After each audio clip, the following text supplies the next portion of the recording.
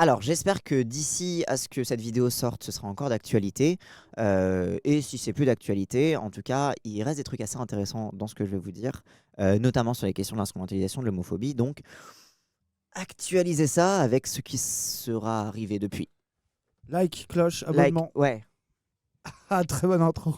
Donc là, en ce moment, il y a toutes les négociations à l'intérieur des différents groupes parlementaires pour savoir qui est-ce que le nouveau Front populaire va proposer comme Premier ministre. Bon, ça, la majorité d'entre vous, vous savez déjà.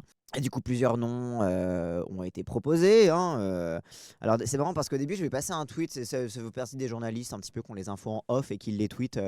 Comme ça, ils sont facilement utilisés pour faire pression par l'extérieur de l'appareil. Bref, vous connaissez ça. C'est un peu comme Nils Wilke et tout. Voilà, bref. Mais donc, bref, du coup, le journaliste qui a l'air de sortir un peu toutes les infos avait commencé à dire que les négociations a été bloquées sur certains noms parce que certains noms faisaient bloquer les négociations. Donc, les noms, c'était Mélenchon, Panot, Bompard, Guettet et Olivier Faure. Heureusement qu'il y avait un nom PS dedans.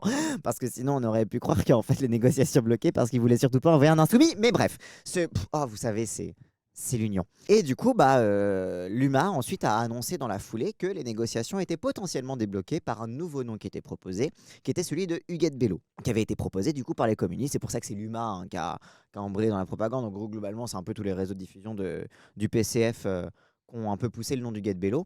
Et en vrai, côté insoumis, en fait, ça faisait plutôt consensus parce que Huguette Bello, ça fait des années qu'on est plutôt proche d'elle.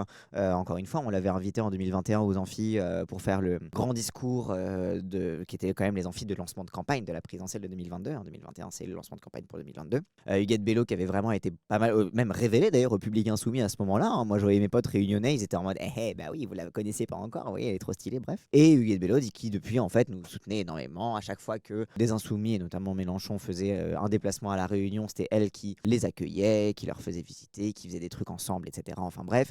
Et surtout, il y a un rapprochement. Déjà, il y a une proximité historique. Huguette Bello, elle faisait partie, je crois, du Parti communiste réunionnais.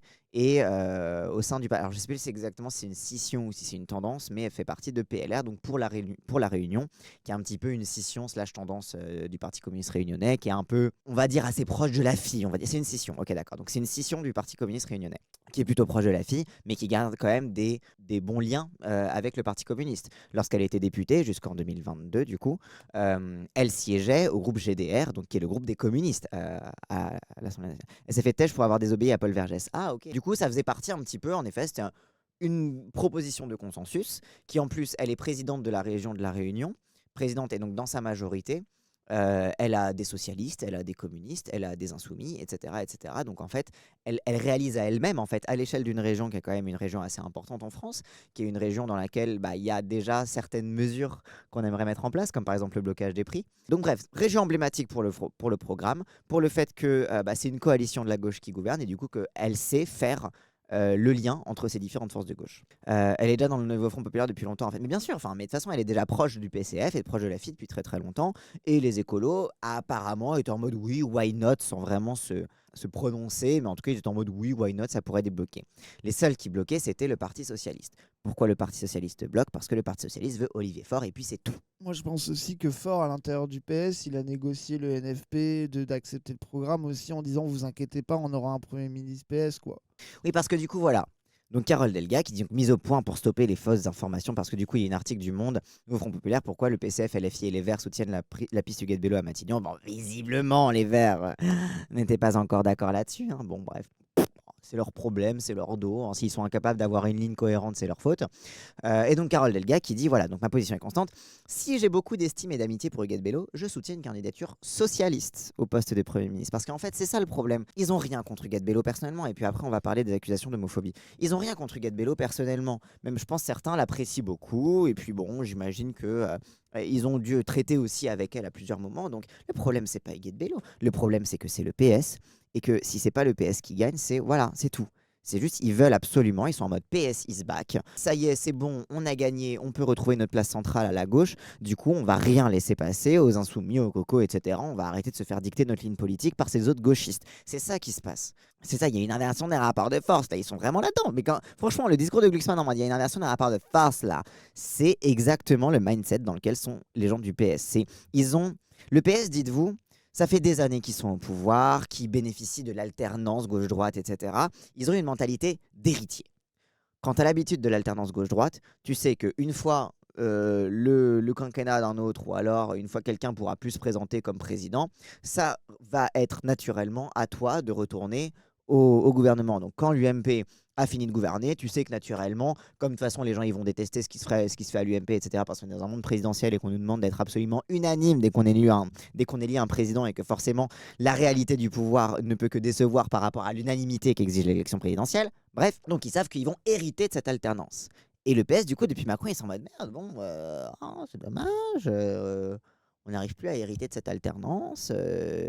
Et du coup, ils voient du coup que le NFP commence à monter, ils font les petits accords, les petites magouilles, etc. Ils disent ah c'est bon, ça y est, on est revenu au monde de la tendance gauche-droite. En fait, la droite c'était Macron, ou si on a oublié. Et du coup, naturellement, nous serons les héritiers des échecs macronistes. Et naturellement, nous reviendrons au pouvoir parce que c'est toujours ce qu'on a fait.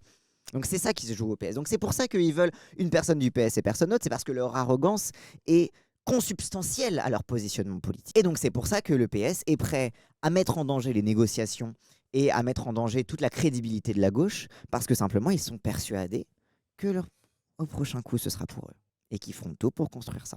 Après, bon, évidemment, il y a aussi des rumeurs comme quoi ils voudraient faire un truc avec éventuellement l'aile gauche des macronistes, etc. Globalement, en ce moment, ils savent pas trop. Comme je vous l'ai dit dans mon stream précédent, l'aile gauche des macronistes, ils savent plus trop où ils habitent.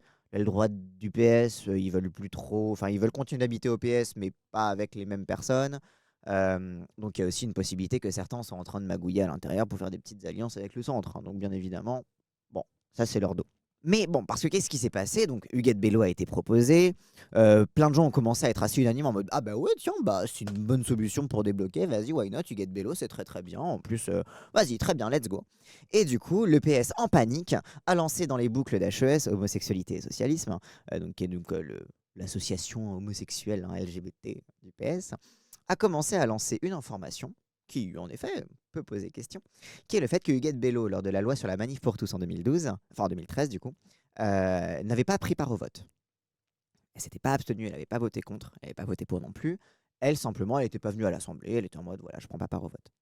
Et du coup, ils ont utilisé ça pour dire oh là là, Huguette Bello n'est pas un bon candidat, n'est pas une bonne candidate pour Matignon, car elle est homophobe, car regardez, elle n'a pas pris part au vote pendant le mariage pour tous. Et ça, j'avoue, ça m'a saoulé.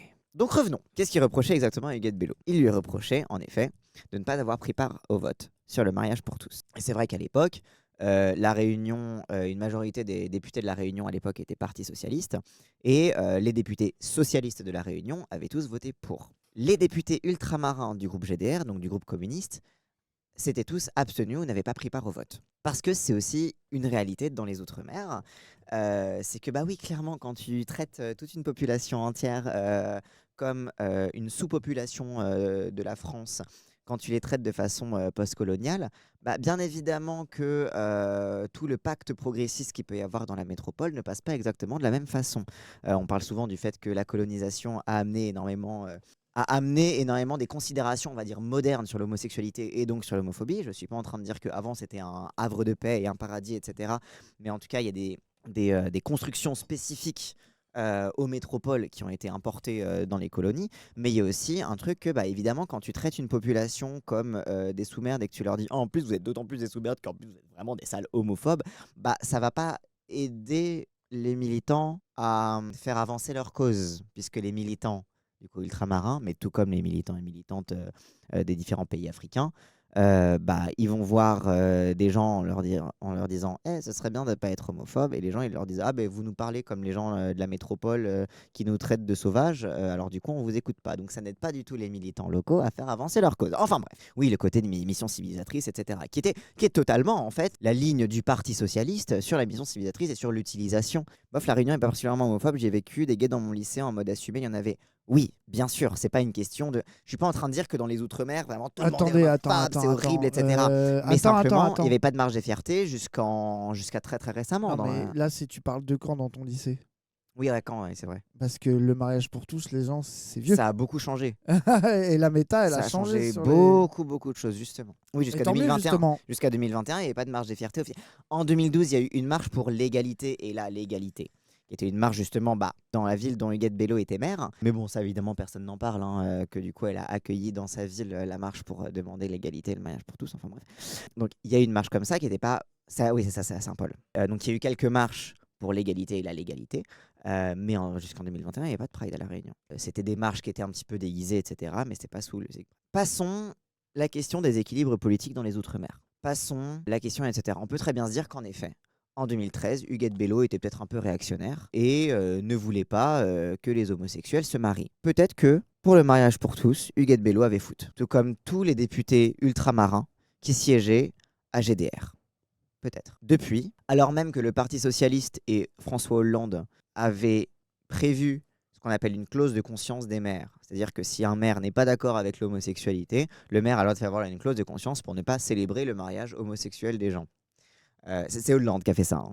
Donc, alors même que le Parti Socialiste avait prévu une clause de conscience pour les maires dans le cadre de l'idée de célébrer des mariages pour tous, Huguette Bello n'a jamais fait appel à cette clause de conscience des maires. Au contraire, elle a célébré le tout premier mariage lesbien à La Réunion et ensuite le premier mariage gay à La Réunion. Elle a toujours reconnu qu'il fallait appliquer la loi, etc. Mais après, bon, ça, quelque part, c'est son côté républicain. Elle a dit pareil pour la 2004 alors qu'elle était contre. Très bien, why not. Entre-temps, en 2018, elle a signé une tribune de lutte contre les LGBT-phobies, qui a été extrêmement saluée par les associations localement, et qui a marqué véritablement un tournant d'une expression véritablement en faveur des droits LGBT. Elle a pris part aussi aux différentes marches, notamment aux différentes marches des fiertés. Et notamment, voilà, je vous disais que les marches des fiertés, on n'a pas eu jusqu'à 2021, mais il y avait des marches un petit peu qui demandaient des droits, qui n'étaient pas marche des fiertés, mais qui étaient un peu comme ça, etc. Donc, notamment celle de 2012 pour l'égalité et la légalité à Saint-Paul. Elle y a pris part.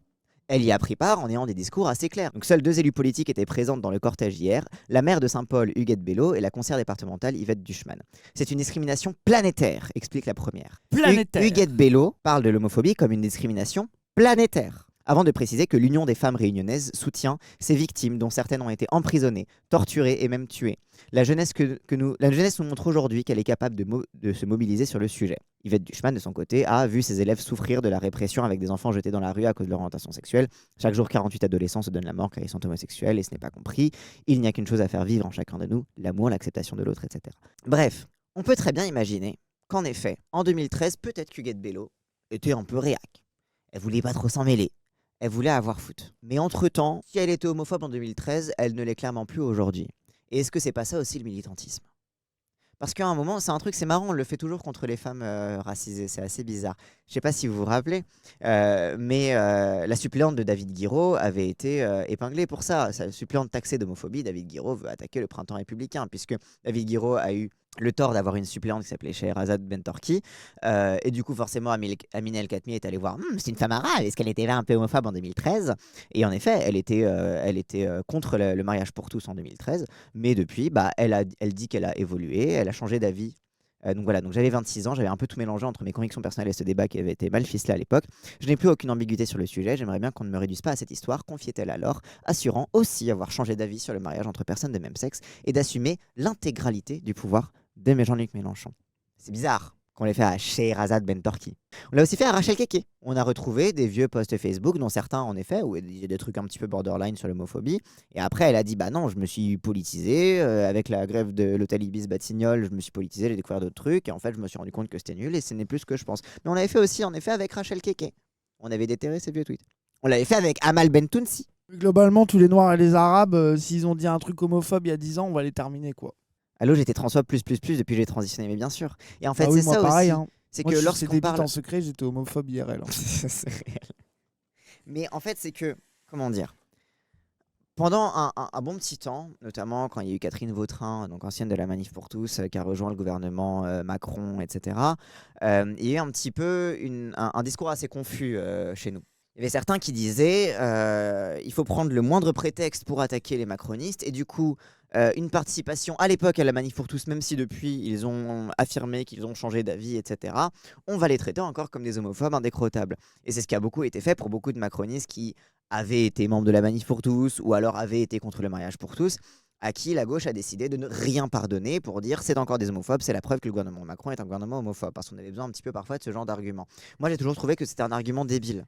Je pense très sincèrement que si les gens ont changé d'avis, tant qu'il y a les preuves qu'ils ont changé d'avis, Tant qu'il y a des preuves qu'ils ont changé d'avis, hein, Huguette Bello, il y a beaucoup de preuves qu'elle a changé d'avis, si l'avis était concret. Bref, il y a beaucoup de preuves qu'elle a changé. D'autres, il y a des preuves qu'ils n'ont pas beaucoup changé. Et d'autres, on ne sait pas encore. On attend d'avoir des preuves. Mais moi, je suis toujours parti du principe que, je veux dire, à un moment, les questions LGBT ne sont pas réglées en 2012. Et je vais revenir après aussi sur à quel point le PS qui instrumentalise encore une fois le mariage pour tous, c'est assez ironique de leur part. Mais les questions LGBT, le militantisme LGBT ne s'est pas arrêté en 2013. Il y a encore des gens qui ont fait le taf. Il y a encore des gens, Dieu sait qu'il y a des gens qui se sont fait polluer l'esprit par les discours de la Manif pour tous et qui ont été convaincus plus tard. Le travail militant ne s'est pas arrêté en 2013. Au contraire, même sur plein d'aspects, le travail militant a été rendu plus difficile par 2012-2013. Et le fait que le PS a fait monter la Manif pour tous. Jamais après. Donc, il faut accepter et saluer le travail militant lorsqu'il a payé. Et pour des personnes comme Huguette Bello, si encore une fois, on considère que sa non-prise de part au vote était un signe d'homophobie, pour Huguette Bello, très clairement, le travail militant a été fait et donc il faut le saluer. On en parle du coming out transphobe de tous les trans de ton chat. Ça me fait trop rire tout ça. Moi j'étais j'étais transphobe avant d'être trans. Moi aussi. Après, Ça me c'est fait trop typical. rire. Toi, t'étais pas transphobe, toi, t'es né woke, toi. Moi, je suis né woke. Pareil, sauf qu'il faut voir si le changement d'avis est juste sur la conclusion ou si... Pardon. Juste sur la conclusion ou si tout le raisonnement bouge. Oui, bien sûr. Mais c'est pour ça qu'en fait, c'est bien d'avoir une méfiance de principe. Mais cette méfiance de principe doit se transformer en militantisme, pas en condamnation et en cancel. Il y en a un le qui PS qui fait demande la cancel est-ce que tu culture. aurais ce changement d'avis aux gens d'extrême droite Eric Zemmour Gaming. Bah, change de pseudo déjà. Mais j'autorise parfaitement ce changement d'avis aux gens d'extrême droite, puisque les gens d'extrême droite, pour beaucoup, ont changé d'avis dans une ligne qu'on appelle celle de l'homonationalisme. Les gens d'extrême droite qui ont rien contre les homosexuels, particulièrement s'ils se marient et qui sont bien normatifs, mais par contre qui vont utiliser les droits des homosexuels pour dire la faute c'est les Arabes, oui en effet, je trouve qu'ils ont évolué peut-être sur leur homophobie. Ça ne veut pas dire que j'accepte leur soi-disant lutte pour les droits des homosexuels, puisque moi je m'arrête pas à simplement savoir si les gens veulent que les homosexuels arrêtent de se faire tabasser. Moi, comment dire, j'ai une ligne politique qui va un petit peu plus loin que simplement on a le droit d'exister. Oui, et puis aussi, il y a beaucoup d'homo-RN. Enfin bref, on en parle très souvent. La question, c'est qu'est-ce que tu mets derrière politiquement? Huguette Bello, derrière, elle y met un engagement féministe et antiraciste indécrottable. Et ça, je lui fais plus confiance là-dessus pour construire des passerelles avec les trans pédéguines plutôt que si elle s'en battait les couilles. Parce que on a des trucs à dire aussi sur les questions coloniales, les personnes LGBT. On a plein de trucs à dire là-dessus. On a plein de choses à dire sur le féminisme et des liens à tisser. Et des liens qui sont déjà tissés. Donc, au contraire, ça me rassure. Mais bref, du coup, tout le monde a dit Huguette Bello, not in my name, c'est une homophobe, voilà, lancé par le Parti Socialiste pour justifier finalement que le PS s'oppose à la proposition de candidature d'Huguette Bello, alors même qu'en réalité, leur vrai problème, c'est que c'est pas quelqu'un du PS, quoi.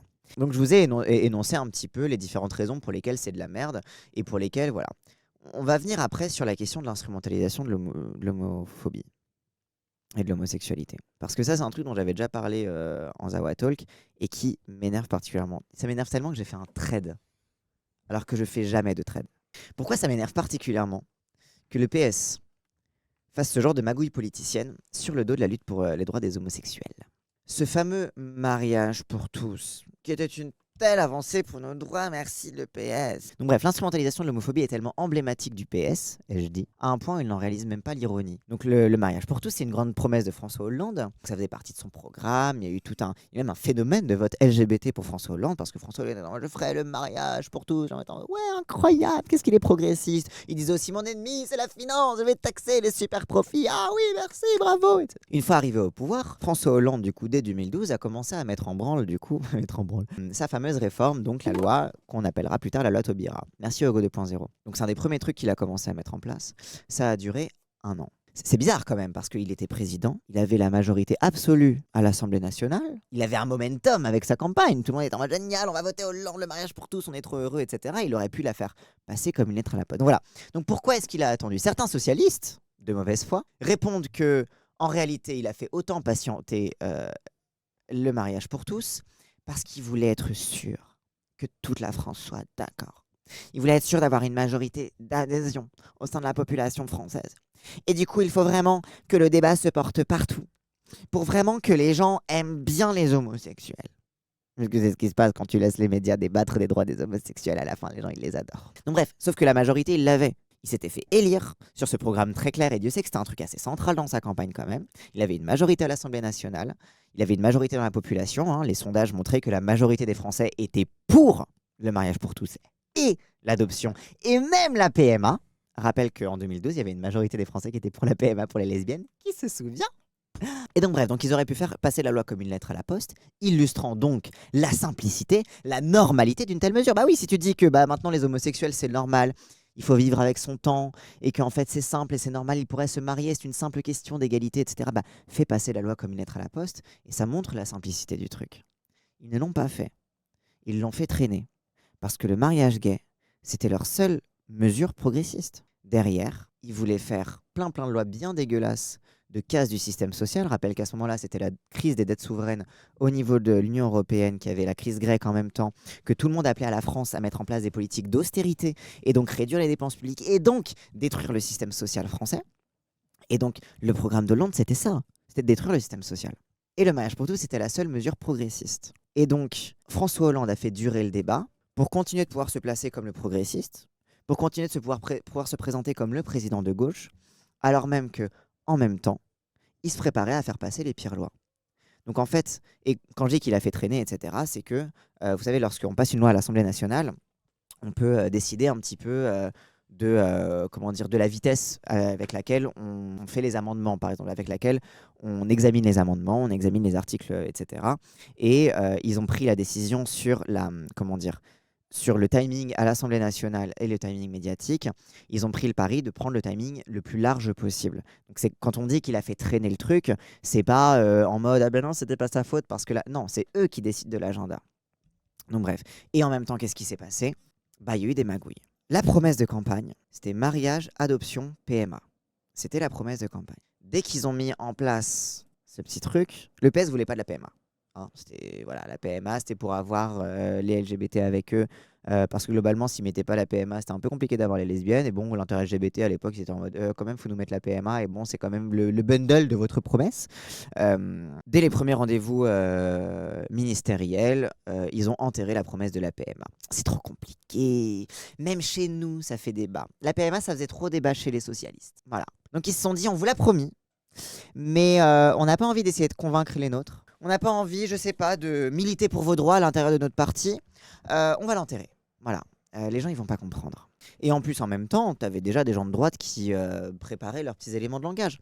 Le fameux élément de langage PMA égale GPA. Vous savez, donc la GPA, la gestation pour autrui, qui est quand tu vas demander à une femme tierce de porter ton enfant, et une fois qu'elle accouche, elle renonce au droit sur cet enfant, et cet enfant devient le tien. C'est ce qui s'appelle la GPA, qui pose pas mal de problèmes éthiques, etc. Je ne vais pas revenir sur mon avis sur la GPA, et sur etc. Mais la GPA pose beaucoup de problèmes éthiques. Sauf que la GPA, ce n'est pas la PMA.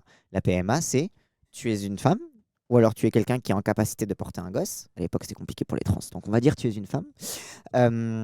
Et bah, tu prends du sperme d'une banque de sperme, et tu te le fais inséminer, et du coup, tu portes un gosse. La PMA pour les lesbiennes, c'est simplement le fait de pouvoir utiliser leur capacité reproductrice. Ça n'a rien à voir avec la GPA. C'est une question de consentement.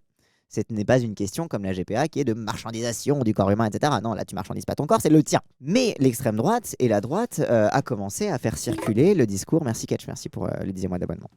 À faire circuler en effet ce point de discours sur GPA égale PMA, parce que les gens n'y comprennent rien, parce que c'est des sigles qui se ressemblent, et du coup c'était très très simple de faire peur aux gens. Et le PS a cédé. Parce que le PS, fondamentalement, n'avait pas envie de s'abîmer là-dedans. Le PS, fondamentalement, n'avait pas envie d'aller au casse-pipe. Ils n'avaient pas envie de défendre cette mesure. On disait d'ailleurs en off, dans les couloirs de l'Élysée, qu'en soi, Hollande, il n'était même pas pour le mariage, alors bon, pour les homosexuels. Le mariage pour tous, c'était leur mesure progressiste facile, et ils ont essayé de la faire passer le plus au rabais possible. Ouais, j'ai vu. Et donc, pendant que les débats continuaient, que la manif pour tous se structurait, parce que du coup, tout ça, ça a laissé le temps à la manif pour tous de se structurer. La manif pour tous, ils ont fait des manifestations massives, avec des prises de parole dans les médias, systématiquement, H24, à dire des trucs homophobes. On va venir à Taubira après. Avec des discours homophobes, avec des discours... Le cardinal de Barbarin, évêque de Lyon, je crois, qui disait que la phase suivante, c'était qu'on allait vouloir baiser avec des animaux et avec des enfants. On a dû subir ça pendant 1 an, toute une campagne horrible, où en fait, simplement, comme le PS voulait temporiser sur cette putain de loi, bah du coup, ils ont laissé monter la manif pour tous. Alors vous pouvez dire peut-être que, mais oui, mais dans ce cas, mais le PS, est-ce qu'ils ont fait des grandes manifestations contre la manif pour tous? Est-ce qu'ils ont fait des grandes contre-manifestations pour montrer qu'il y avait une adhésion massive? Non! Le PS n'a rien fait pour faire des manifestations massives. Et donc, ça veut dire que pendant 1 an, médiatiquement, et là je m'énerve, médiatiquement, t'avais une masse de gens dans les rues contre le projet de loi et quelques petits rassemblements ici et là qui étaient pour. Donc médiatiquement, même si dans les sondages, la majorité de la population française était pour, l'image médiatique, c'était qu'une masse de Français étaient contre et qu'il fallait donc les écouter. Puisque le PS n'a pas pris ses responsabilités à organiser également des grandes marches. Parce que la Manif pour tous, ils organisaient des bus qu'ils faisaient venir de partout en France. Ils se structuraient avec plein de petits groupuscules catholiques intégristes. Ils se retrouvaient à la sortie de la messe. Ils récupéraient les gosses. Ils faisaient du merch, etc. Ils étaient hyper organisés. Et ça a été, et ça j'en parle après dans mon trade, mais ce qui s'est passé à la Manif pour tous a créé un véritable trait d'union entre la droite classique et l'extrême droite. Et c'est ce qui est à l'origine du tournant ciotiste et de l'explosion des digues soi-disant gaullistes à droite. C'est que beaucoup des liens qui se sont tissés à ce moment-là sont restés et sont à l'origine aussi de cette explosion des digues entre la droite et l'extrême droite. Donc ça, n'oublions pas. Donc voilà, le PS a voulu faire passer le mariage pour tous pour se faire passer pour progressiste sans assumer rien derrière. Et sans assumer de militer pour ce truc qui voulait apparemment aussi autant pour nos droits à nous. Et pendant ce temps, il y a eu une augmentation énorme des agressions homophobes, une augmentation énorme des gens qui se faisaient dégager de chez eux parce qu'ils étaient homosexuels, particulièrement des jeunes. Il y a eu une augmentation incroyable des discours homophobes. Et face à ça, le PS n'a rien fait. Je sais que je ne pouvais pas faire de coming out à cause de ça, j'étais mineur. Oui, il y a pas mal de livres qui retracent ça. Moi, je cite très très souvent un bouquin qui... Ah oui, Taubira, on vient après Taubira. Il y a un bouquin qui s'appelle Mariage pour tous versus Manif pour tous. C'est un bouquin qui est un peu mal écrit, mais qui fait un petit peu le catalogue de tout ce qui s'est dit médiatiquement. C'est un mec qui s'appelle Yves Delahaye.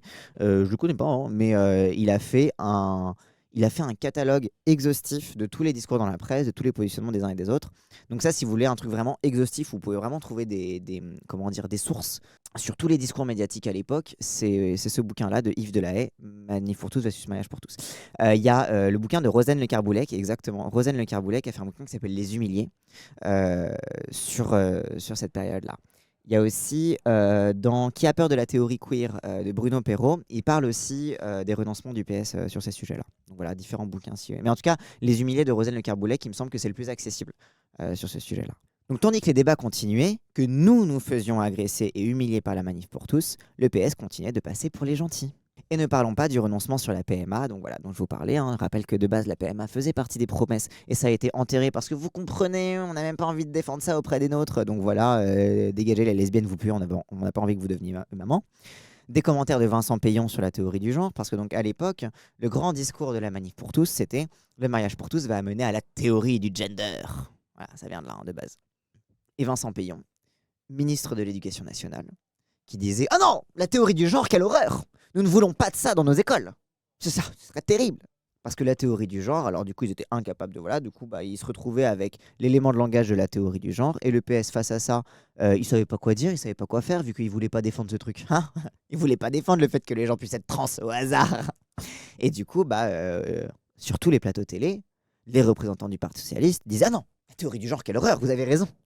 Vous avez raison, ce serait... » Ou alors « Ah non, mais la théorie du genre, ça n'existe pas, voyons. » Ça n'existe pas, la théorie du gender. Il y a des études sur le genre, mais il n'y a pas de théorie du genre. Bah oui, il parle des études sur le genre. Gogol. Évidemment qu'il parle des études queer, et évidemment qu'il parle de tout ça. Ils appellent ça la théorie du genre parce que ça se vend bien, mais il parle de ça. T'es capable de défendre ça, toi? Hein? T'es capable de défendre les trans? Non, t'es pas capable. Bref, donc les commentaires de Payon sur la théorie du genre, et l'envoi au casse-pipe de Taubira parce que personne au PS ne voulait se griller à être le porte-étendard de la loi. Et du coup, on arrive à Taubira. Alors oui, on peut dire, alors j'ai vu des tweets de gens qui disaient « Christiane Taubira, elle aussi, c'est une femme des Outre-mer. » Sauf que elle a défendu le mariage pour tous. Christiane Taubira fait partie d'un courant minoritaire du PS, d'un courant un petit peu centre-gauche du PS, Et elle a été accusée en 2002 d'être responsable de l'échec du Parti socialiste aux élections présidentielles. Non pas le PS, le PRG. Oui, mais le PRG a toujours fait partie des partis satellites du PS. Christiane Taubira n'était pas particulièrement appréciée au Parti socialiste. Au PS, personne ne voulait défendre cette loi. Ils ont envoyé Taubira parce qu'elle était garde des Sceaux. Alors autant envoyer la meuf dont le ministère s'occupe de ça. Mais surtout, Taubira, personne ne l'a défendue. Taubira, elle a juste été envoyée à se faire insulter de tous les noms, à subir des cris de singe, et personne n'était capable de la défendre à l'époque. Et puis elle-même, elle défendait pas non plus particulièrement sur les plateaux télé, même si en vrai, Taubira, elle a vraiment tenu la route. Hein. Mais demandez-vous pourquoi le PS a envoyé Taubira, alors qu'il ne l'appréciait pas vraiment. Alors que historiquement, il l'a considéré comme responsable de la division de la gauche en 2002 et donc de l'échec de Jospin aux élections. Pourquoi ils ont envoyé Taubira? Ils l'ont envoyé au casse-pipe, c'est tout. Ils l'ont jeté sous le bus en mode royal, exactement. Ils l'ont lâché, ils lui ont fait une ségolène royale. Allez, hop, vas-y, démerde-toi, on te regarde de loin. C'est ce qu'ils ont fait. D'ailleurs, ils laisseront aussi Vallaud Belkacem se débrouiller avec la théorie du genre et El Khomri pour le travail de Macron. Il y a quand même un pattern, bien sûr. Ils ont envoyé toutes les meufs racisées au casse-pipe défendre des trucs sur lesquels elles n'étaient pas défendues, sur lesquels elles n'avaient pas d'éléments de langage. Elles avaient leurs potes du PS qui leur tiraient dans le dos derrière. Bien sûr, il y a un petit pattern sur les personnes qu'ils ont sacrifiées pour ce genre de trucs. Alors oui, c'est ironique de voir le PS encore une fois utiliser leurs mesures token de gauche, parce que oui, depuis le mariage pour tous, c'était quoi ils ont fait quoi comme mesure de gauche le PS? Voilà, ils ont un truc le PS pour se prétendre de gauche. C'est ce truc qu'ils ont fait au rabais, qu'ils ont fait en nous humiliant, qu'ils nous ont fait en jetant Taubira sous le bus, mais bien sûr, c'est vraiment leur seul truc, quoi. C'est vraiment leur seul argument. Depuis 2012, ils ont qu'un seul argument. Il va falloir se réveiller. Hein. Il y a de plus en plus de gens qui commencent à avoir le droit de vote qui n'ont pas connu 2012. Parce qu'on n'a jamais servi à autre chose pour eux que se donner une bonne image. Même au détriment de notre santé et de notre sécurité. Le PS a fait monter la manif pour tous pour ensuite justifier des renoncements. Sur la PMA, voilà, sur la clause de conscience des maires. Oui, parce que si tu n'avais pas tous les réseaux de la droite qui s'étaient activés pour dire nous ne voulons pas célébrer des mariages homosexuels, c'est un coup de force. Vous croyez vraiment que Hollande il aurait dit bien sûr, vous avez le droit à une clause de conscience. Si les maires, si vous êtes homophobe, vous avez le droit de ne pas célébrer les mariages. Et un autre renoncement que je ne vous ai pas dit également, c'est sur les mariages binationaux. La liste des 11 pays avec lesquels tu n'as pas le droit de te marier avec un de leurs ressortissants en France. Donc la manif pour tous, comme j'ai dit donc tout à l'heure, a joué un rôle central dans l'explosion des digues entre droite et extrême droite, dans la recomposition des droites dures, bref, la réalité ciotiste actuelle. Huguette n'a pas pris part au vote en 2013, oui, mais elle n'a jamais fait appel à la clause de conscience des maires, que Hollande a fait passer. Elle a participé au Pride, elle a signé une tribune saluée par les assauts contre la LGBT-phobie, et elle défendra le programme. Je l'ai dit récemment et je le répète, l'instrumentalisation de la LGBTI-phobie nous met en danger, car elle code nos luttes comme un objet de méfiance et de division. Bah oui, si vous faites que, elle est socialiste là, si vous faites que utiliser les questions LGBT uniquement pour torpiller le reste de la gauche, uniquement pour être raciste, parce qu'on va y venir après, parce que aussi les attaques contre Huguette Bello, c'est aussi un petit peu des attaques en islamo-gauchisme, mais on y revient. Si vous nous utilisez uniquement pour ça, et que quand il s'agit de faire le taf, bah là, il n'y a plus personne, vous nous mettez en danger. Parce que ça voudra dire que dès qu'on milite pour nos droits, on va nous regarder en bizarre. Dès qu'on va arriver parler à des gens, les gens ils vont dire oula, vous à chaque fois qu'on parle de vous, c'est quand il y a des magouilles politiques. Vous à chaque fois qu'on parle de vous, c'est pour nous taper dessus, notamment sur les Noirs et les Arabes. Donc comment militer dans de bonnes conditions si dès qu'on arrive, on est soupçonné de rouler pour la bourgeoisie blanche, pour les magouilles, pour le PS. Donc le travail on le fait, le travail militant j'entends. Beaucoup de gens ont changé de ligne après 2013 grâce au travail des militants. Il faut saluer ça et le reconnaître. Autrement, c'est cracher sur les mêmes que vous prétendez défendre. Comme en 2012. Comme toujours, faites mieux. Et ensuite, voilà, parce que c'est quoi la vraie raison du PS? Pourquoi le PS vraiment n'aime pas Huguette Bello? Pourquoi véritablement le PS l'exècre et ne veut pas d'elle et la considère comme la fait monter ce point de discours sur son homophobie supposée? Parce que Huguette Bello s'est opposée à la loi de 2004. La loi donc qui interdit le port des signes religieux à l'école. Parce que Huguette Bello a fait un grand discours sur la loi de 2004 pour dire que à La Réunion, on est multiculturel. À La Réunion, on sait ce que c'est que le vivre ensemble. À La Réunion, on sait ce que c'est de cohabiter et de coexister entre religions en bonne intelligence. Et donc, on n'a pas besoin de votre loi de merde. Et que le PS, fondamentalement, ça reste islamophobe. Que Huguette Bello, depuis sa jeunesse, est une grande militante antiraciste et décoloniale. Qu'elle était présente, il y a des photos d'elle en noir et blanc dans des grandes AG internationalistes contre la colonisation et pour la liberté des peuples. Parce que Huguette Bello, même si elle est présidente de région, qu'elle est respectée par certains macronistes en tant que présidente de région, même si elle est présidente d'une région dans laquelle le PS fait partie de sa majorité, et donc qu'elle a l'habitude de traiter avec le Parti socialiste, bah fondamentalement, déjà d'une, elle n'est pas au PS. qui est quand même le problème fondamental du PS. Et de deux, elle déteste pas assez les musulmans pour nous. C'est bizarre. Parce que le PS, ils ont réinvesti Dominique Potier. Ils ont réinvesti Carvounas, qui avait défendu la déchéance de nationalité. François Hollande, ils l'ont réinvesti. En fait, ce qui est bien avec elle, c'est qu'à l'inverse des autres barons du PS comme Delga, c'est que là, ils ont une présidente de région qui est à la fois plus sur une ligne de rupture, mais que tout le monde est obligé de respecter du fait de son statut. Mais bien sûr, mais c'est ça qui les fait chier en fait. Ce qui les fait chier, c'est qu'en fait, sincèrement, ils peuvent rien dire à Huguette Bello. Personne peut s'asseoir à la table de Huguette Bello et lui dire j'ai des trucs à te reprocher politiquement, sans se voir soudainement en face d'un miroir. Donc voilà sur la nomination d'Huguette Bello à Matignon. Moi, je soutiens de fou cette nomination. Et pas parce que je suis un zinzin soumis, mais parce que vraiment, genre, Huguette Bello, j'ai appris à la connaître. Ah ok, certes grâce à Mélenchon, mais qu'on a appris à la connaître, à l'écouter en discours, à la voir en campagne, et que j'ai un immense respect pour cette dame, qui est opiniâtre à souhait, et que je sais qu'elle saura tenir tête à Tu Macron, condamnes quoi. le saccage du siège du PS à Ivry? Non. De toute façon, le PS, ils vont déménager bientôt. Parce que tu comprends, la banlieue, c'est un peu chiant, quoi. Bon, du coup, ce live est daté de samedi après-midi. Du coup, beaucoup de choses se sont passées depuis. Le PS a dit Niet, c'est mort, Huguette Bello, c'est mort, etc. Bon, le prétexte d'homophobie, il a vite sauté, en fait. On a très vite vu que finalement, le PS, c'était, comme je disais, hein, globalement, le problème d'Huguette Bello, c'est qu'elle n'est pas au PS, quoi. Du coup, Huguette Bello elle-même a fait une lettre pour dire que vu que sa candidature faisait pas consensus, elle renonçait à cette proposition. Et puis, bon, bravo, bonne chance pour tout le monde. Alors c'est génial, du coup, t'as tout le monde qui est sorti du bois pour ça. Tous ceux qui avaient rien dit là. Tous ceux qui avaient rien dit sur Huguette Bello, qui avaient ni défendu, ni oui, ni merde, etc. Vous savez, les traîtres qui avaient rien dit, qui ont toujours foot, qui ont dit ah, je salue le courage de cette femme politique d'être à la hauteur. Ils avaient rien dit sur Huguette Bello, hein. Mais par contre, ils sont venus après la bataille pour dire merci Huguette Bello de t'être retiré. Enfin bref, parenthèse fermée. Et là, en gros, concrètement, le PS bloque totalement les discussions sur un potentiel Premier ministre. Et le temps passe. Le temps passe et on arrive bientôt à l'échéance du 18 juillet qui a été donnée par le président de la République parce qu'en fait, en gros, Macron, il a un petit peu changé les règles. Il a dit la nomination de Premier ministre émanera du parti qui aura réussi à gagner la présidence de l'Assemblée nationale. Et du coup, le vote pour la présidence de l'Assemblée nationale, c'est le 18 juillet. Et du coup, les Insoumis, du coup, il y a Bompard là ce matin qui parlait, ils ont un peu tapé du poing en mode bon, le PS, vous êtes bien gentil à vouloir bloquer les discussions sur le Premier ministre. En attendant, là, il y a les élections pour la présidence de l'Assemblée nationale qui arrivent. Plus vous mettez du temps à avancer, moins on peut se coordonner là-dessus. Donc vas-y, on va mettre ça entre parenthèses. On va d'abord s'accorder sur une candidature unique au perchoir de l'Assemblée nationale. Ça vous laissera peut-être du temps un peu pour réfléchir. Et on reprendra la discussion sur le Premier ministre plus tard. Donc, les discussions sur le Premier ministre sont au point mort. La priorité maintenant, c'est le perchoir de l'Assemblée nationale. Ah, ça va être rigolo ça aussi.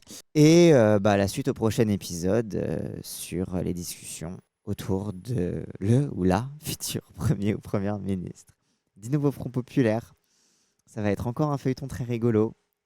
À la prochaine pour les autres discussions. Et j'ai hâte de voir quels seront les prochains prétextes très honnêtes du Parti Socialiste pour refuser la moindre candidature qui n'émane pas d'eux.